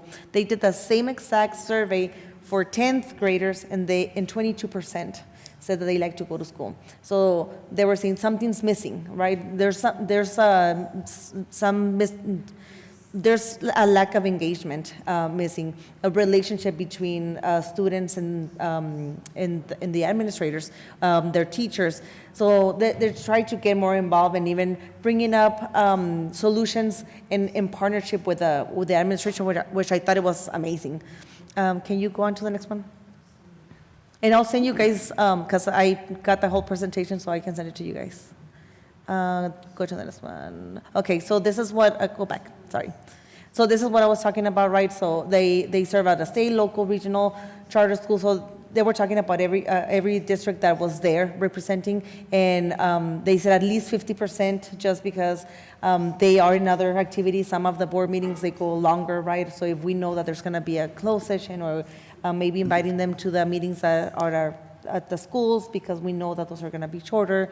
And then now having this board, I don't know the membership. They were supposed to call me. They didn't call me because I just got back yesterday.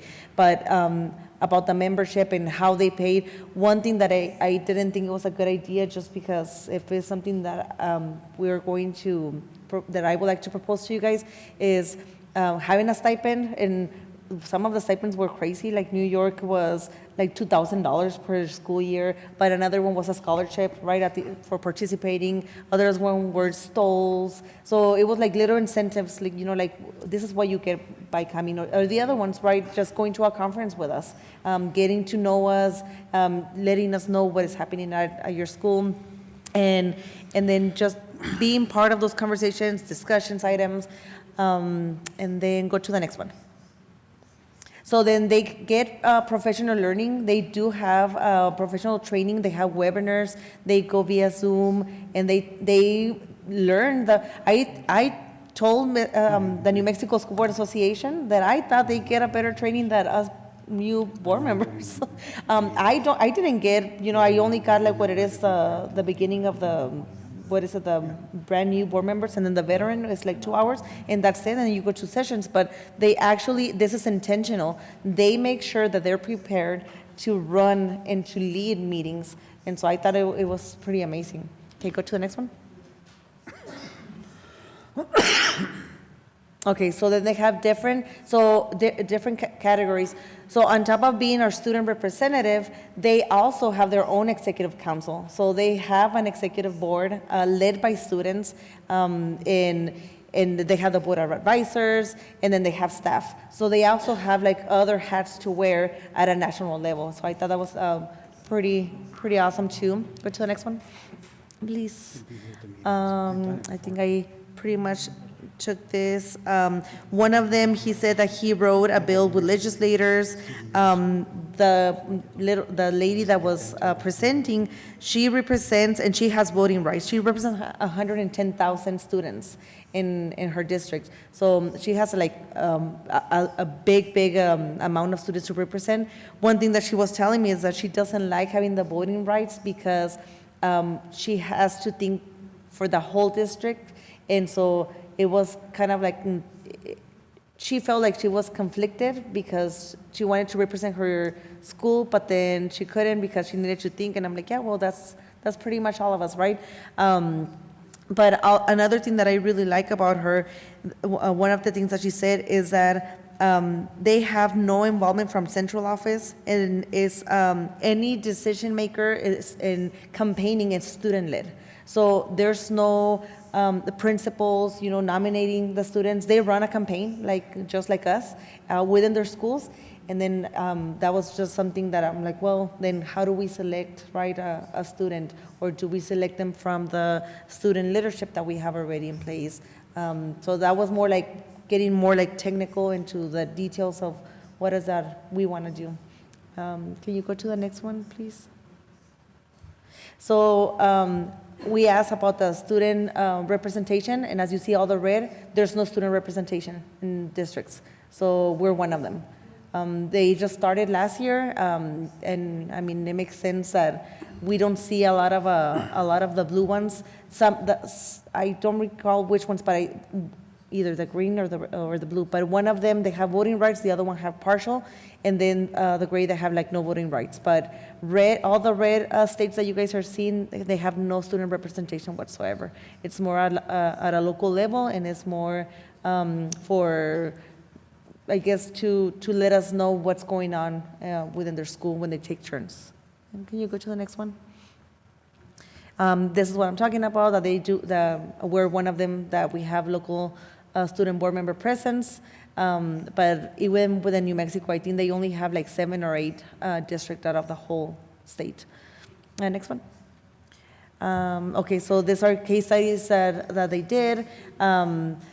The California was the other gentleman that we met, and he was telling us, like they know about code sections. I mean, they teach them about your state, about your school district, what is that they don't like about policy. So they're pretty good. Go to the next one, please. Okay, next one. So those were the stipends. So this is the student board member voting rights. And this is, I really don't, I think once you guys, I guess we can bring it up for discussion a couple of more times, and then we can even bring some of the students to come and talk to us just to see how it's working for them. But this is something that I wanted to bring to you guys. I think I have one more. Go to the next one, please. No, another one. No, they're all talking about the voting. Go back? Okay, go back. Another one? There?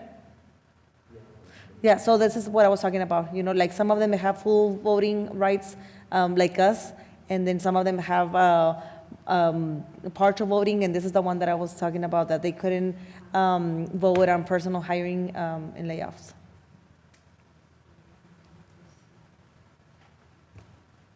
I don't know. Yeah? Okay. Okay, go to the next one. Okay, so this is just, you know, the education that we get, you know, the challenges and how they're involved. They will be involved into in the school district. And go to the next one. And then this pretty much I've been summarizing that. Keep going. Okay, that's it. So I know it's a lot. I'm gonna send you guys a presentation, but I wanted to now bring it out officially just because I seen like the same kids now putting this together. I thought it was pretty awesome, and to hear your thoughts. What do you guys think with what we have? What do you guys think about giving them a little bit more of freedom and more of a saying with us? What's the participation right now with students? Well, you've seen them. Oh, yes, sorry. Sorry. Mr. Dempsey, what's the participation right now in the students? I mean, do you think something like this would students engage in something like this, or it's gonna be like a hit and miss? Or, because it's a big commitment for them. I think somebody that signs up for this, it's a big commitment. Madam President, board members, you know, I think always finding a way to try to, you know, engage with students and talk to them is always important. And I love, you know, monthly I meet with the district leadership team, and they are brutally candid with me, right? And we built such a good relationship that if I have a crazy idea, they'll tell me how crazy it is, and, you know.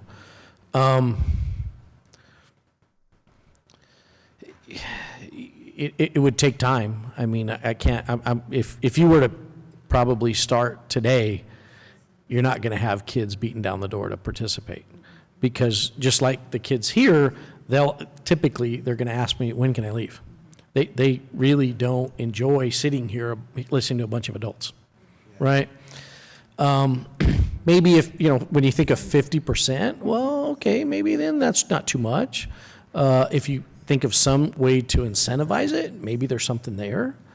But I think at the end of the day, trying to engage with our students and give them a voice, I think that's a positive step. I just, you know, I would encourage the board to really think through what you want it to look like, but be patient with it. You're not gonna, you know, it's not gonna just probably catch fire overnight. And then you're going to have waves. You're going to have some people, you know, students go through the system fast, and it depends on how you set it up. So if it's a 1-year term, you may not get to know the student very well. If they were multi-year terms, you might get to know the student pretty well.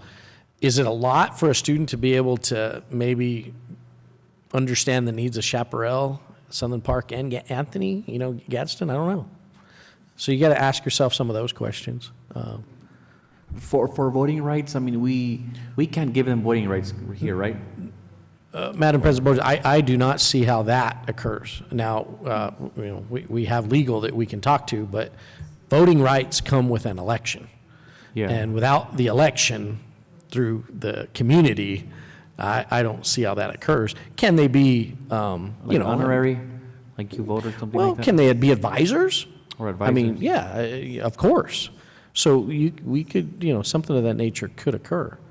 Yeah. Madam President, so I think that, I mean, I like the idea. It's, you know, the voice, the student voice is excellent. But I do think that we need to be cautious. I was thinking definitely on the voting. I believe the state of New Mexico, we had kind of looked into it. But making sure that we are following what's necessary, right? But like Mr. Lira said, we are elected. So I don't think that it's that easy to give them that voice, at least in this area, right? I think that there could be a lot of preparation and rolling out a good program where their voice is really heard, right? Maybe not voting.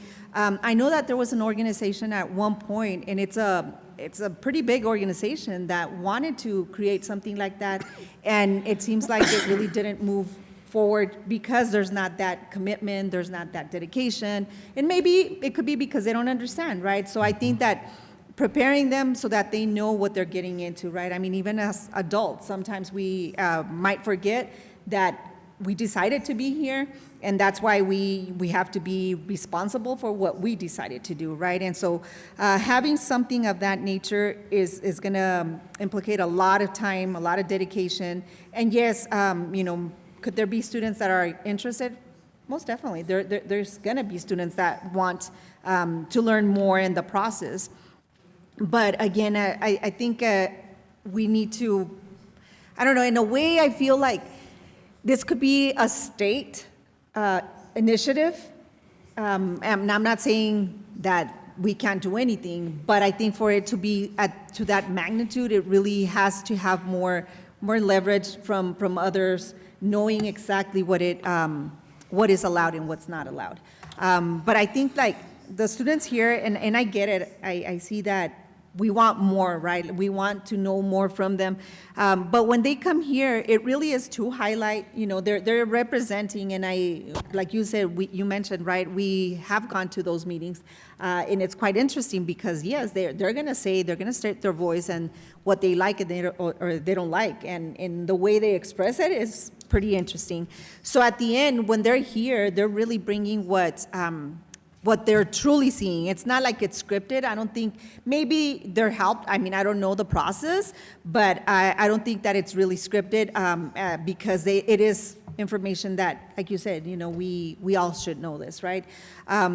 But finding a way to make it local, I don't think getting to this point is gonna be so quick, right? It's gonna take a while, but can it get there? I wouldn't doubt it, and especially here at Gadsden, there's a lot of things, a lot of initiatives that are happening starting here. There's a lot of pilot programs because the state sees that, right? But rolling it out in a very smooth way and slowly, just to make sure that it's something that's convenient for the district. More than anything for the students, right? Something that their voice is truly heard and not just be another body that's sitting here. Do these people give us a framework, Ms. Murillo, to start this? So this is just the initiative. They trained the students to get there. The reason that I was talking about the voting rights, it was not because it's something, and I told you guys, it's not something that I'm looking into. I'm just giving you guys examples of what's out there. It's not, oh, yes, let them vote. No. It's more like having a voice, like having to really engage with us. And because, in my opinion, I'm going to be honest, I don't see engagement at all. We have put them on the spot a couple of times, and one of the students, she said it, the way he spoke to me, I don't want to say anything anymore. It's true, right? But we don't prepare them either, right? The times that we have asked them in previous years is because I have myself got up there and be like, hey, if you're going to say everything, all the positive stuff, like, give me some of the negative stuff. Tell me what's going on. How can we help you? I don't know if I'm allowed to.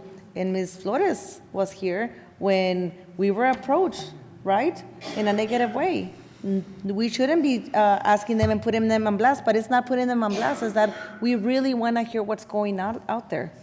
It went all the way to the school. I mean, it was not fun to be in that situation. So I just would like them to be more engaged with us and participate with us and getting to know them too.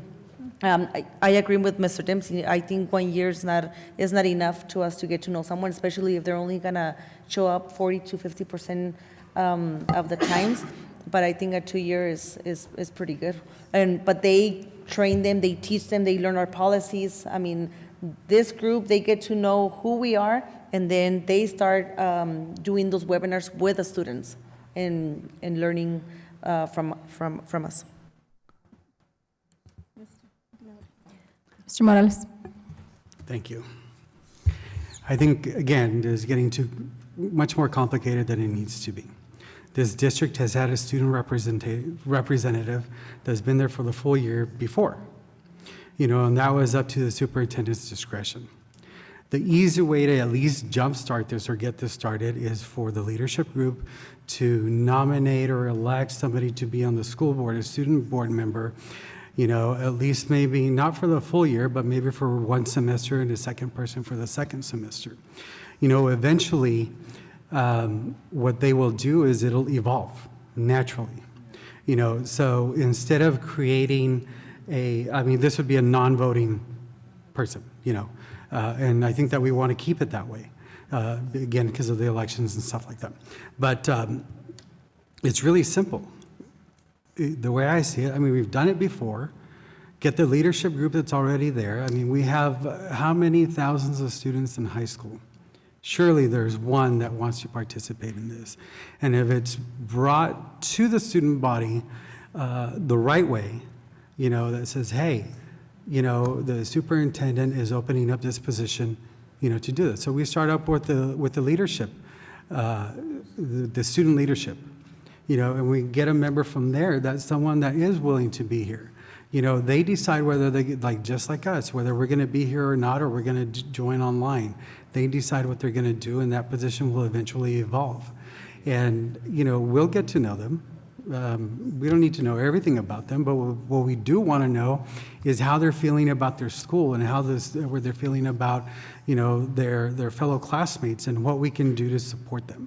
So it doesn't have to be very difficult, and, Yes. It's very simple. So I totally support you, and I think that that's a start, to get there. And I like that this organization is there, and it goes back to what we were talking about the last meeting regarding the leadership team may be developing some legislative agenda of their own, or if they wanted to, support any type of legislation, and then, they would go through that if they want to do that.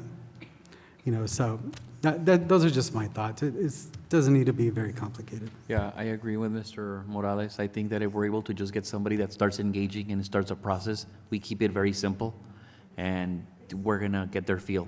But now they know that they have a responsibility of being here, in the meetings, and they're gonna participate as much as they truly want to get involved with. And we start finding roles. And yes, if they're gonna be part of our group and we go somewhere, if they want to go, they go. But other than just trying to think about it, I think that would be the best way to go. And yes, they share. I guess their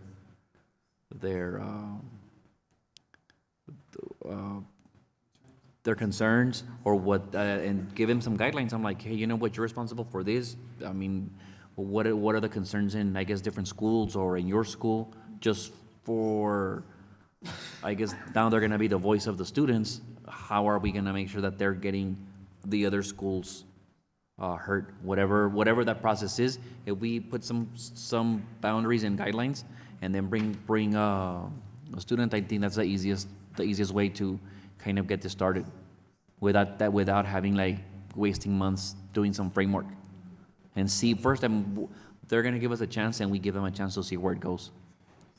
And what I can do is ask Gregory, as a mentor, to come maybe later on to bring it as a discussion, and then he can present, because I'm just telling you what I experienced at their session, right? But now them, telling you guys what they do, and then start simplifying it from there. We don't want to go this big yet. This is, what, and go from there. Okay, I'm going to say, I agree with all of you, with little bits and pieces of what you said, and so I like the fact that you make things I tend to make things complicated, and you're a very simple guy, so I appreciate your comments. And as I was listening to you guys, I kept looking at our mission statement, and so I really think that we need to explore this idea of having student board members, because our mission statement does say that we need to provide diverse education opportunities that empower students, and the key word is empower students. And I think this is an avenue, definitely a wonderful way to really to provide the platform for our students to have meaningful representation of their voice. So yes, I think we should start exploring. But thank you for your presentation. Thank you. With that being said, we conclude our discussion items. So moving on to our next agenda item is upcoming board meetings and events. Just a reminder to my colleagues that Monday, February 16 is the deadline to request items so that we can put them on the agenda. So please contact myself or Mr. Dempsey or both of us. And then just a reminder that next week we'll be traveling to Santa Fe. Make sure that if you are going, please let Ms. Mary Lou Delgado know so she can make the travel arrangements for the cars. And then I'm not going to read the rest, but there's that. And then with that being said, I'm going to go ahead and make a motion that we enter into closed session, limited personnel matters as permitted under Section 10-15-1H2 of the New Mexico Open Meetings Act, specifically for the board to consider and discuss superintendent written reflections, if any, as part of interim review process, and for the board to prepare a written plan as part of the interim review process. With that being said, Ms. Delgado, can you please take roll call so that, see if we can enter closed session? Ms. Flores, Aye. Mr. Lira, Aye. Mr. Morales, Aye. Ms. Murillo, Aye. Ms. Rodriguez. Aye. The vote is unanimous. We are now in closed session, folks. Thank you so much for joining us this evening. Safe travels back home.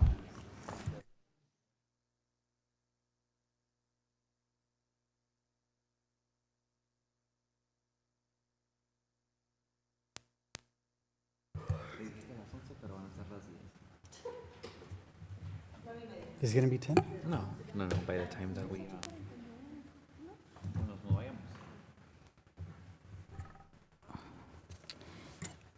Okay, so I'm going to go ahead and make a motion that we come out of closed session, and the time is 8:49.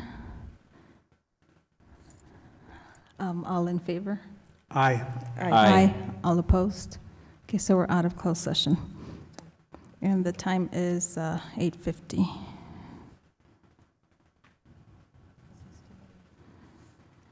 Okay, I'm going to go ahead and make the motion that we approve this evening's performance improvement plan for superintendent that we came up with in an executive session.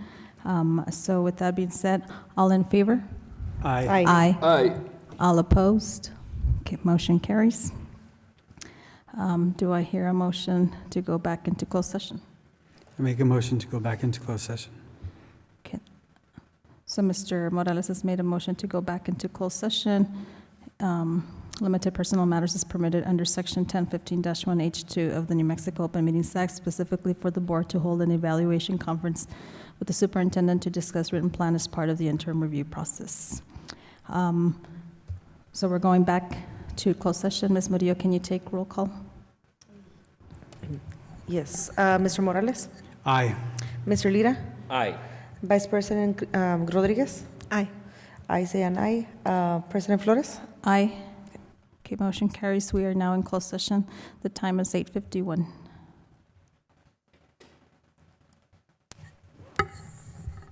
Okay, so I'm going to go ahead and make a motion that we come out of closed session. The time is 10:49. All in favor? Aye. Aye. All opposed? Motion carries. We're out of closed session and no action was taken. And then I'm going to go ahead and also make a motion to adjourn. All in favor? Aye. All opposed? Motion carries. Adjourned at 10:50.